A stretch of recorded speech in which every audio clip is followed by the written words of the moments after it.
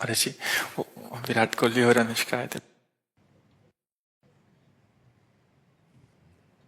विराज बैठ प्रसन्न हो।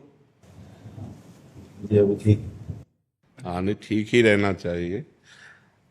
हम आपको अपने प्रभु का विधान बताते हैं थोड़ा सा। जब प्रभु किसी पर कृपा करते हैं, ये वैभव मिलना कृपा नहीं है, ये पुण्य है। पुण्य से एक घोर पापी को भी बहुत देखो, पाप करके भी उनका कोई पुण्य है जिससे वो सुकृत पूर्व के सुकृतवश चल रहे हैं, नया पाप है। ये वैभव बढ़ना या यश बढ़ना, ये भगवान की कृपा नहीं मानी जाती।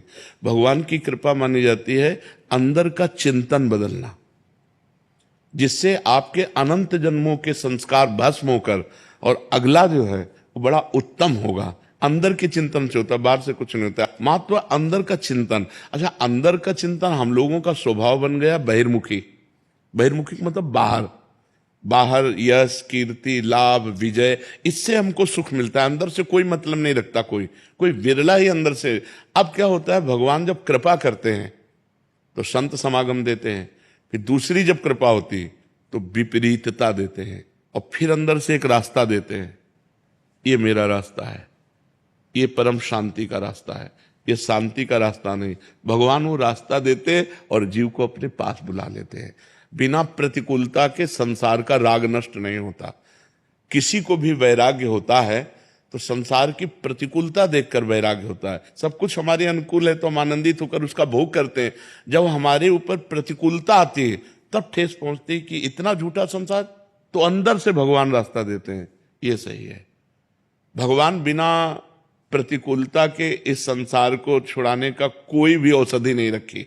आज तक जितने बड़े महापुरुष हुए हैं, जिनका जीवन बदला है, उनको प्रतिकूलता का दर्शन करके बदला है। तो कभी प्रतिकूलता आए तो उस समय आनंदित हो कि मेरे ऊपर अब भगवान की कृपा हो रही है, कि मुझे सतमार्ग में चलने की प्रेरणा मिल रही है। अगर सतमार्ग छूटा हो, ये सब तो एक सेकंड के लिए आप विचार कीजिए। अब अपना सुधार कर लो, अपने जीवन को सत्य में ले आओ, तो अगला जो होगा वो बहुत जोर का होगा। चाहे जन्म हो तो श्रीवान, कुलवान, धनवान, वैभव संपन्न ऐसे, और भक्ति की अनुकूलता, भक्ति की अनुकूलता। खास बात श्रीवान, धनवान, कुलवान नहीं, खास बात भक्ति की अनुकूलता। अगर इस जन्म में भगवत प्राप्ति नहीं हुई तो भगवान श्री कृष्ण ने गीता में कहा है कि मेरे भक्त का नाश नहीं होता। मैं कुलवान, धनवान, श्रीवानों के कुल में जन्म देता हूं और फिर पुनः भक्ति का माहौल देता हूं, और पूर्व का जो भजन छूटा हुआ हो वहीं से उसको। अब बिल्कुल ऐसे ही रहो जैसे रह रहे हो।